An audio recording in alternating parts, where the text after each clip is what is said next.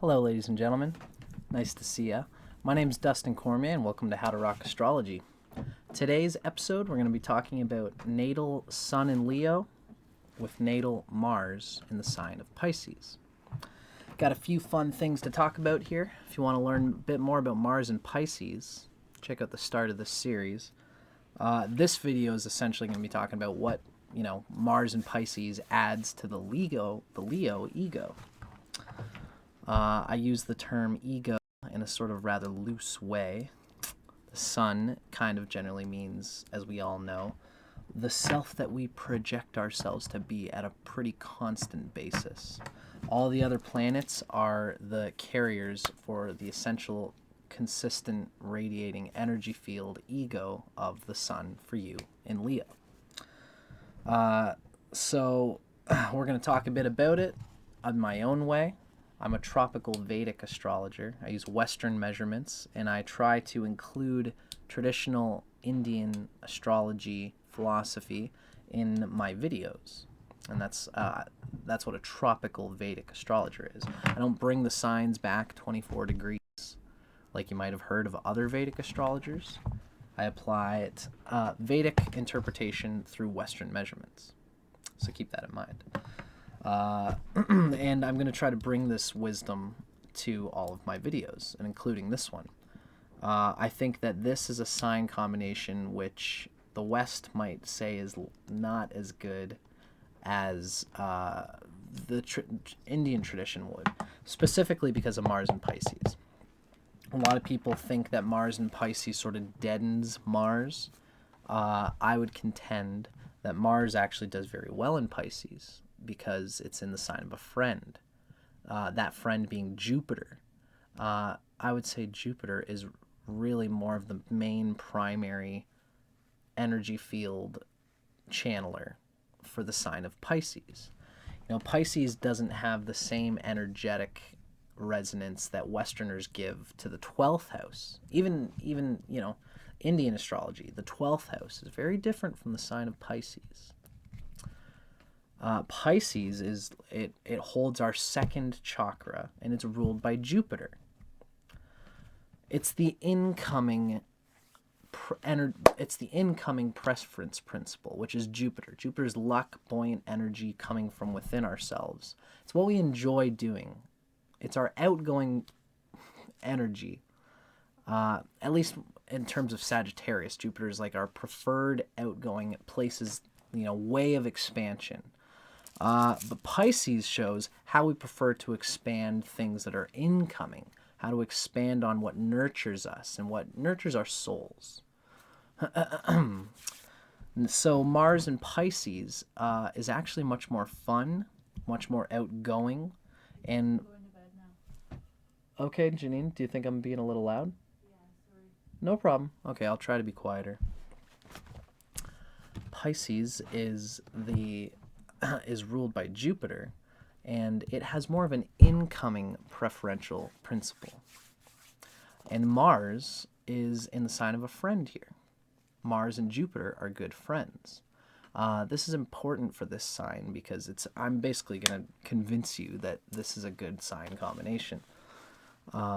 Partly because the sun in Leo is in a fire sign, and fire signs and water signs are quite connected, more than the West understands. The West generally thinks that water and earth are similar because they go down by gravity, and fire and air are similar because they go up in gravity. The Indian tradition is more about the astrology than the physics of those symbols. The idea in Indian astrology is that fire and water actually get along well together. Now, I'm going to try and convince you with this, okay? Think about this logic. Mars, the planets are split in two. Mars, the sun, Jupiter, and the moon are all considered under one umbrella. Why? Because these four planets rule the water and fire signs, right? Consider that Mars rules Aries and Scorpio.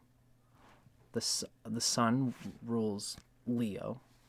The moon rules Cancer, which is water. And then Jupiter rules Sagittarius and Pisces, which is also fire and water. So we can see that the Sun, the Moon, Jupiter, and Mars all get along together, and they do well in each other's signs. So Mars does well in its water sign, Pisces here. It has a flick of the wrist. It is unapologetic about what it likes. It's unapologetic about its preferences, how it prefers to manifest its reality, how it prefers to deal with other people, and it's unapologetic about it. It's not being stopped by listening too hard to the other person.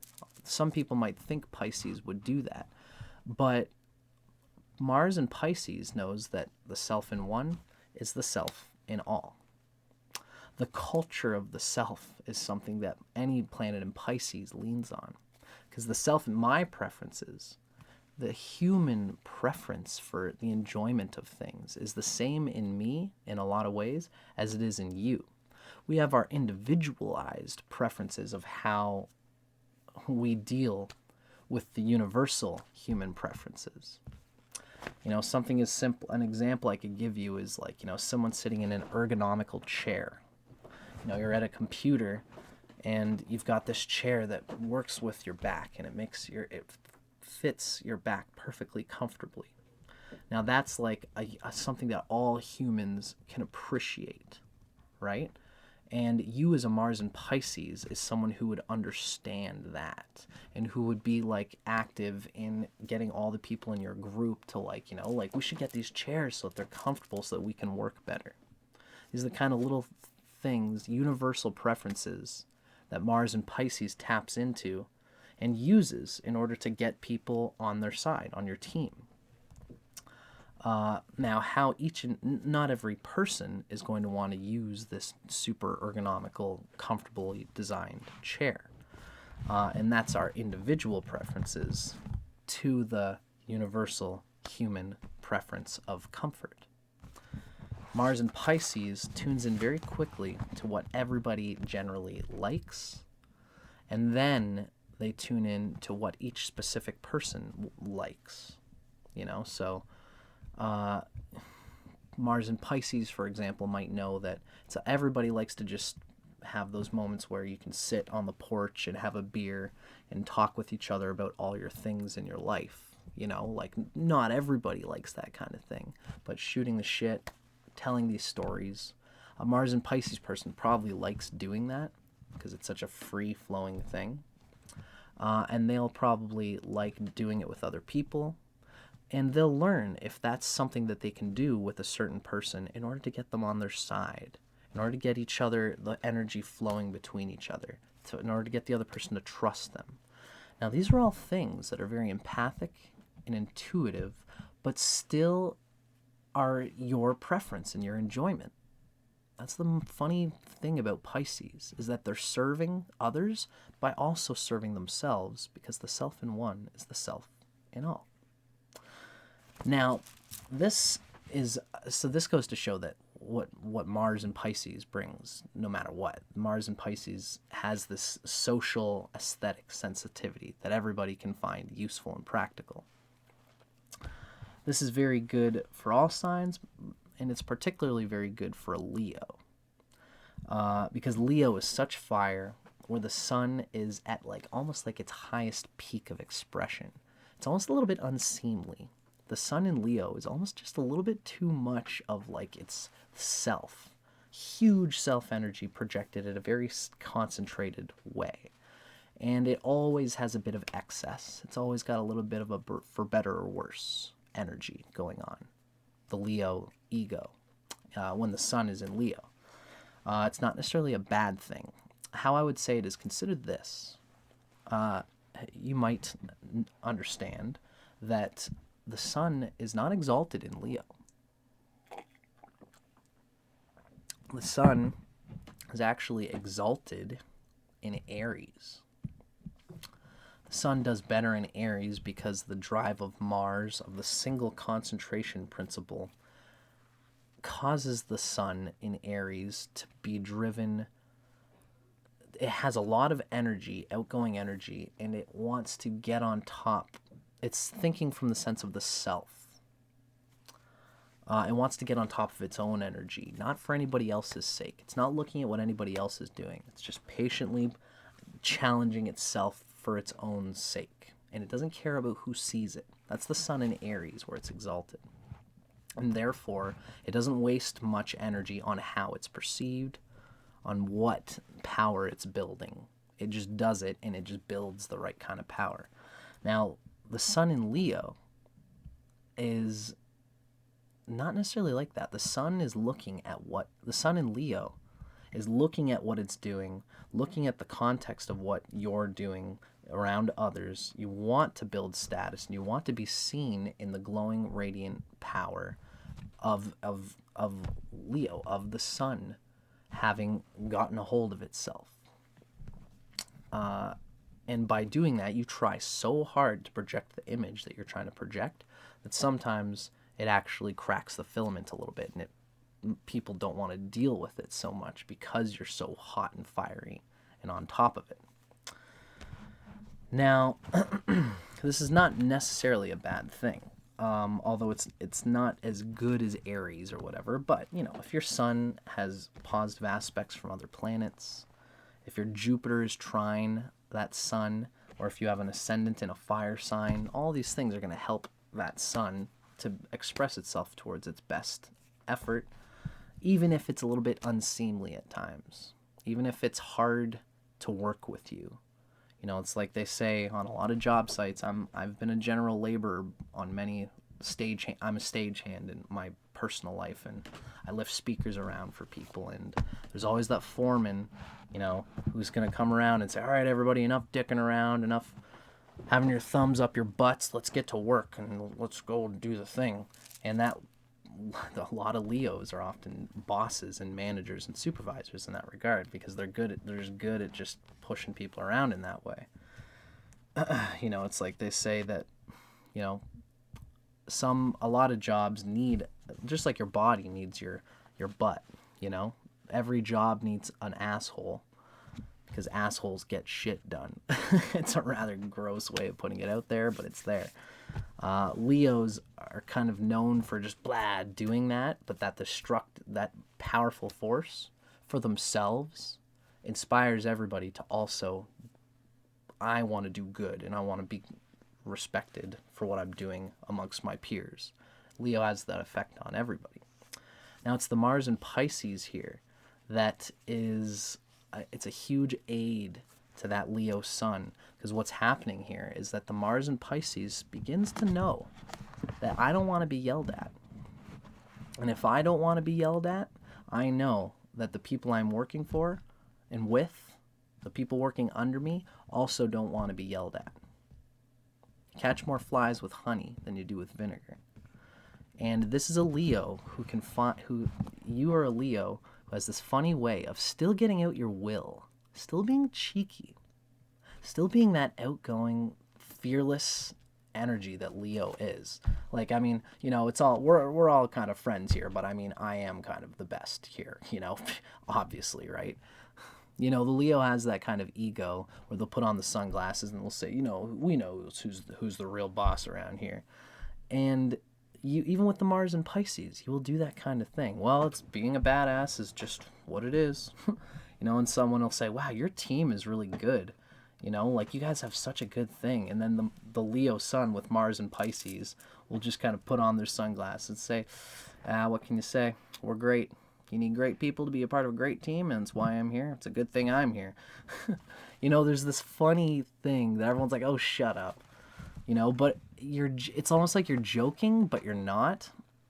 And you can show others that you can be like this too. We are a good team. Don't worry.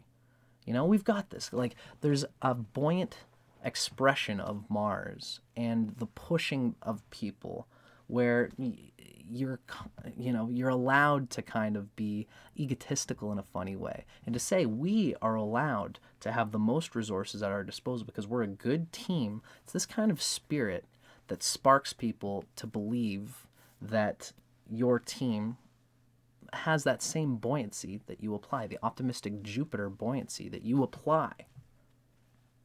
Mars is the right hand of the sun. It's the general to the king, and the king is Leo. Here, the king is very aware of itself, but it wants to be known as being a good king. And how it does that, this is you, your Leo ego, wants to be known for doing well at what you do. And lots of Leos go about this in many different ways. Part of your excitable way of doing that is learning what you like, learning to see what you like in others, in your partner, in your relationships, and then catering to that. You know, I heard that you like spaghetti with Parmesan sauce, with balsamic vinegar, with only a little bit of salt, and a little side of red Chianti wine. And you as a Leo, you might get all those things for your partner because you found out that they like all those things. And the partner says, oh my God, this is so good. You are so good. You are the king. You really are the king. And then the Leo sun says, well, what can I say? You're right, you know. And it's this funny thing because you did all that for that other person. But it ultimately was a step for your own grandeur. You listening to their preferences was something that you did for your own grandeur. Your own grandeur, the Leo sun, the king, manifested itself through your sensitivity to the self in one, which is the self in all. Mars and Pisces. Mars doing what the sun wants to do. Mars is always the general for the sun. So wherever Mars is, it is going to show how you express what the sun wants to do.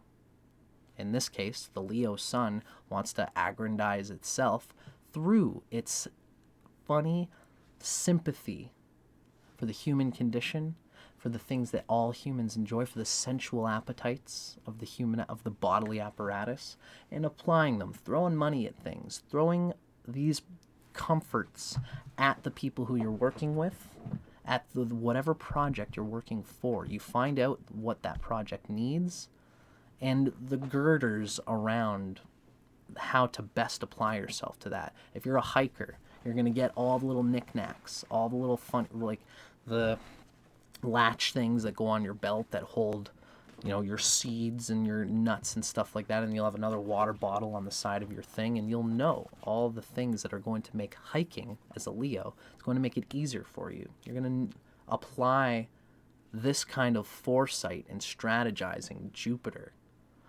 to your preferences for what you're going to do on this hike. Makes for a very powerful personality in general, but also for very a loving personality and a very capable lover, which is kind of what we're going to talk about now. I always give my own little spiel on this stuff, and ultimately my final synopsis here is that Leo sun is very well helped by the cooling sensitivity of Mars and Pisces while still being fun. You know, one thing I want to say before I get into this reading is that Mars and Pisces seeks to project the Leo through awareness of the self in one, which is the self in all. And this, in a way, has an 8th house effect. Think of the 8th house as this submerging absorption into the group consciousness. Now, in Indian astrology, you can make a chart for any planet in their position. They often use a Chandra chart, which is the moon chart, but they also do something called the Surya chart, which is measuring the positions, the houses from the sun. In this case, Mars being in Pisces is in the 8th sign from Leo sun, which means your Mars is going to manifest the desires of the Leo sun through an 8th house open door policy. And what that 8th house is that the Leo is willing to work with anybody who abides by the Mars and Pisces preferential principle, which means that if anybody who you work with can know who you are as the Leo, as the boss, if they cater to you, if they listen to you, and you know that you have an aesthetic preference for them, where the two of you just work together, you can laugh and say, hey, you know, Steve, I know that, you know, like I'm going to put you on this job because I know you know the Asian market in this stock trade. And so I'm going to put you on this job because you've got experience there. And then they say to you, all right, buddy, thanks for putting me on that job. You know what? You know what I'm going to do is I'm going to make sure that I put in a good word for you in this market as my boss because you put me on that job. You know, it's this knowing what the other person's preference is, that they are going to work for your preference. And that's this, you will work with anybody as a Leo who gives you that kind of promise.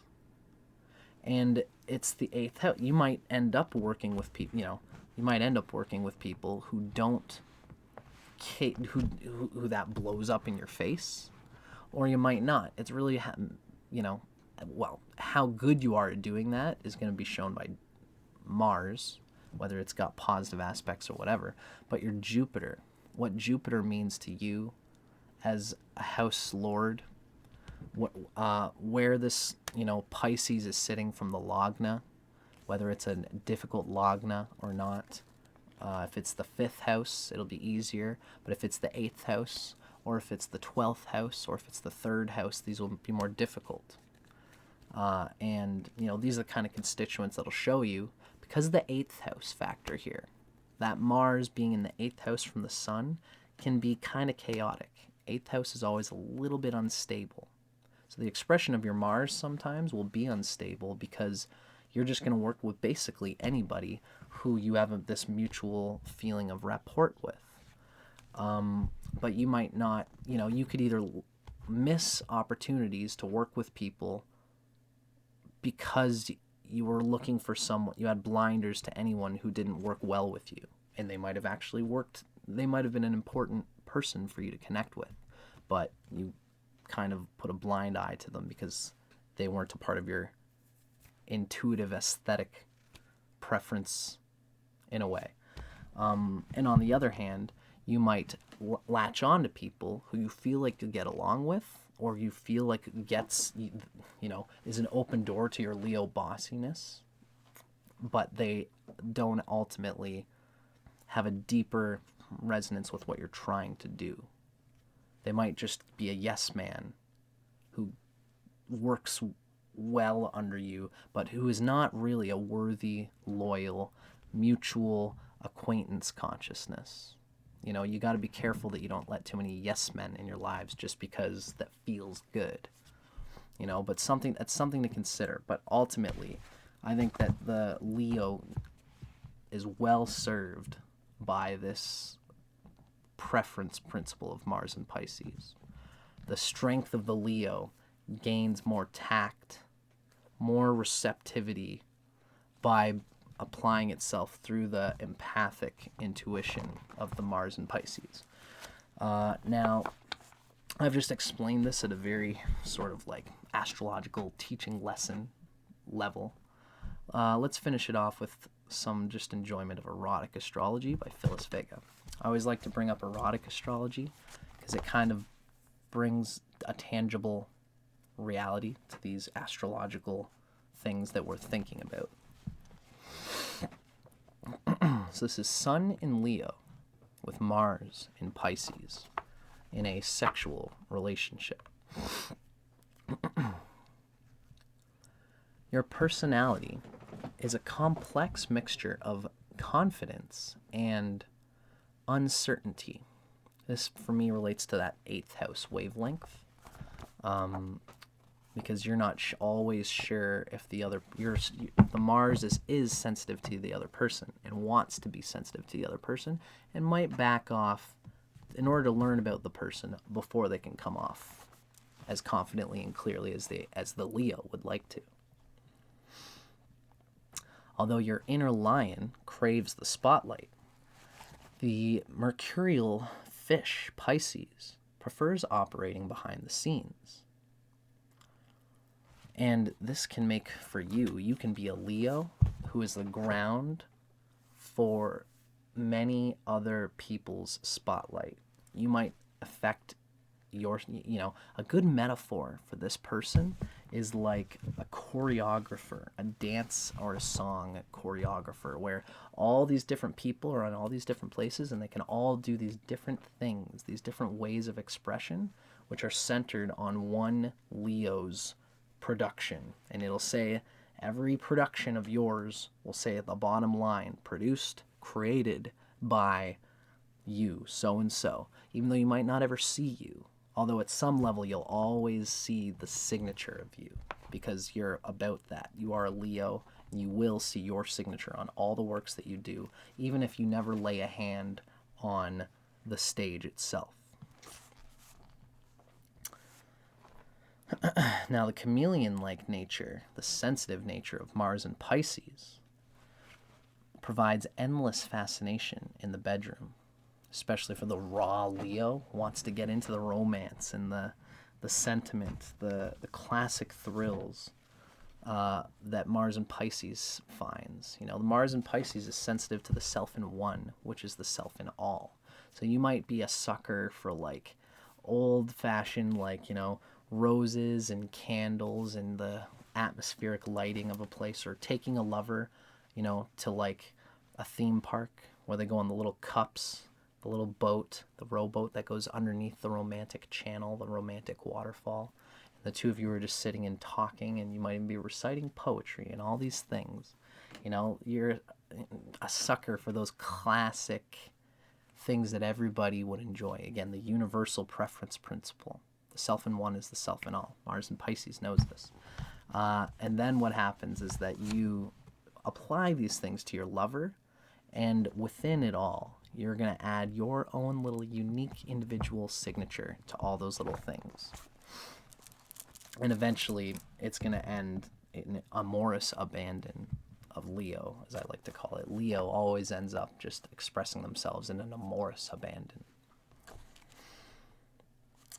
You're quite capable of enchanting your lover with subtle, seductive moves one night, then dazzling him or her with sizzling intensity and wild abandon the next.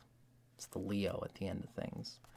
All the seduction, all these things adds up to just one hard fuck at a raw level that Leo always gets out.